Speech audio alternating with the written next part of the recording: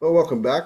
We've covered a lot of ground. And so we've looked at Pathright as an LMS. We've looked at the people side. We looked at the path side of that LMS so we can understand how both of those work.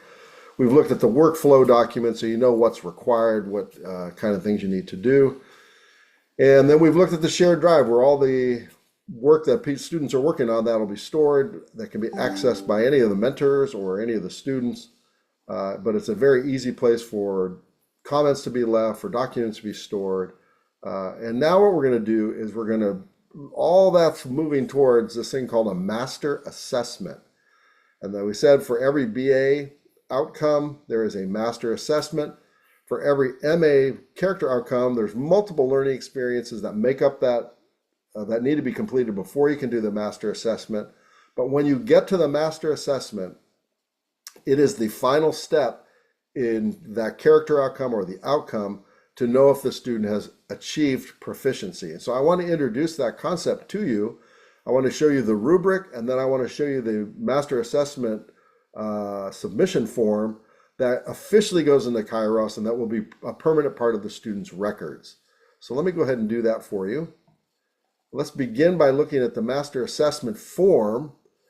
And what I want to do is help us to understand that, because there's another difference when we think about a master assessment and a traditional program. In a traditional program, the student will take a class, they'll take notes, they may write a paper, but at some point they probably have an exam, and that is how the teacher will assess them. But it's very focused on the intellectual part, on the person's mind, on the content side.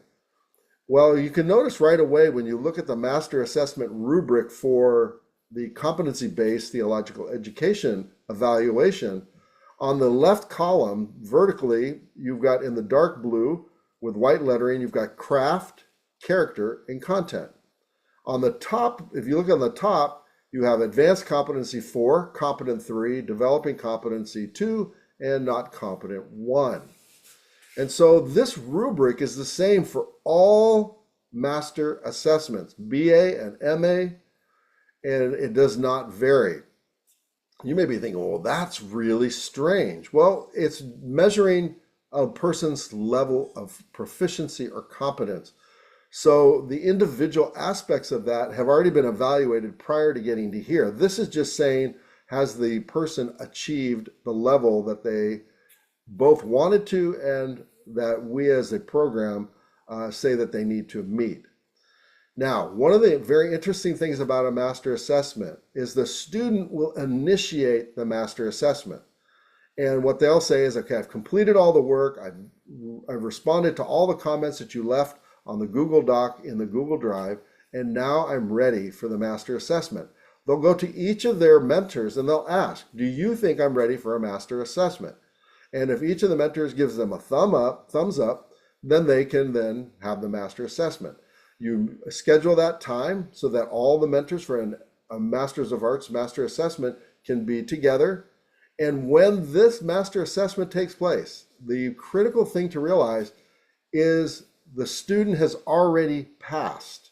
And so this is more a time of affirmation, a time of allowing the student just to share things that God taught them, things that they've learned, things that have changed them, or things that they've used in their ministry that have brought about change. The mentors are simply gathered there to affirm them, to give further attestation to the fact that, yes, you did this and you did this really well. Here's an area you could grow. But you're not wondering if the person is going to pass. They've already passed by virtue of being in the master assessment. Now, when actually doing the master assessment, a student must score 9 or above, and they must have at least a 3 in the 3 categories: content, character, and craft. So when you evaluate content, you're either going to give them a 4 or a 3. When you do character, you're going to give them a 4 or a 3. And when you do craft, you're going to give them a 4 or a 3. And if they were in a 2 or a 1 category, they would not have been invited into the master assessment. We wouldn't have allowed that to take place. Now, you might be thinking, well, what's the difference between not competent all the way to advanced competency? So let me just walk through that briefly. Not competent means that the person is really just getting started in this area. So the vocabulary is new. They really don't understand a lot about the topic, or they couldn't really have a good conversation about it. That's not competent. Developing competency is this. It is where the student is actually learning the vocabulary. They're beginning to start to learn how to use it themselves, but they're still not fully there. It's not a normal part of their life. When they're competent, their ability to use it is very much a normal part of their life. If they need to use it, they can. If somebody asks them, do you know about this, or has this impacted you, or can you use this on the field? Their answer would be yes. Now, what distinguishes the competent from the advanced competency is that they actually could teach that to somebody else. And so you're going to do this kind of an evaluation for the student. Each of the mentors, the academic or the faculty mentor will do this, the life mentor will do this, and the vocational mentor will do this. And then they'll get a composite score, and that score you'll take the average score for each of all the mentors, and then give them a final score.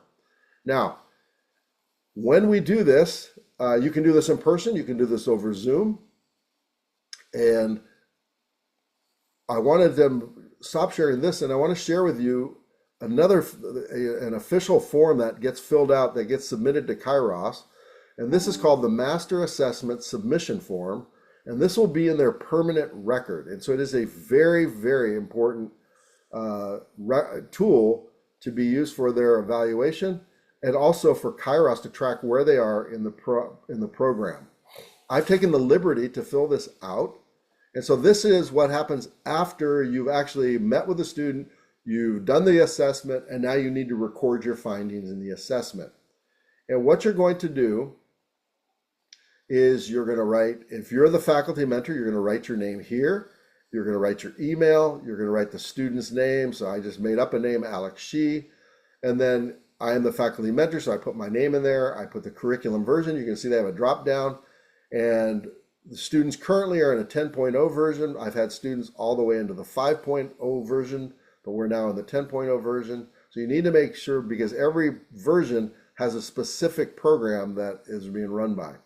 So it's a 10.0, and then this is for the BAMA, so it's the Bachelor of Arts, and CTP is Christian Thought and Practice, and then they're getting the master's. It's a bachelor's, combined bachelor-master's degree. You do the date of the assessment. Today is June 25th, 2025. I tell them that here's all the outcomes you can do. You can see you have MA outcomes, so we're not doing that one. We're actually doing a BA outcome for this one. So I would mark that. And then below I have to indicate what is the actual title of that. It's called Knowing Yourself. Once I've done that, that's just more of an informational page. This then is the assessment collectively of all three mentors in the area of content, character, and craft. Remember, we said we have to give a composite score. And so I will then, let's say that the average for the content side was 4, and then you have 3 mentors, X, Y, and Z. X will leave their comments, Y will leave their comments, and Z will leave their comments. And then this will be in the student's record. Those comments will appear in the student's records. And you do that for character, and you do that for craft, and then you have to give a sum total. And here they've passed because they got an 11. And then not only do the mentors make an assessment, but so does the student. And that's this last page on the submission form. And so here we have the student. It should be not XYZ, but whatever the student's name is. It should have been she, right? So I should put XI. It doesn't matter. So the comments XYZ, this is the comments they're going to make. They self-score themselves. 4, 3, 3 is what they scored themselves. And we gave them, as the mentor team, we gave them a 4, 4, 3. And so maybe on character, they said, well, you know, I know that I didn't live this out the way I wanted to quite. And in the area of maybe both the student and the faculty agreed that they're at a point where they can apply this regularly, but they're still not able to teach, or they didn't really go beyond the level that they wanted to to have competency. But once they're done, then you come here, you submit it, and that's it. It gets sent to Kairos, and Kairos will immediately send you a copy of that. You will then keep a copy of that for the student's records. You'll send a copy to the registrar, and you'll send a copy to the student, which you can do all in one shot. So that is a master assessment and a master assessment submission form. And again, this is a very critical part of the program, because if they're in the MA program, they have to do 7 master assessments for CO1 through CO7. They have to do a master assessment for starting well and for continuing well. When they have all of those submitted and all the comments have been made, then that is there on their permanent record, and they will then be able to graduate. So again, I hope this has been helpful. Master assessment is a time of celebration of what the student has learned, what God has done in their life, and what God has done through their life. It's really, really just an amazing, fun time to be with a student, to affirm them, and to see what God has done. So I hope this has been helpful, and I look forward to either being a part of your master assessment or hearing how that went for you. So thanks.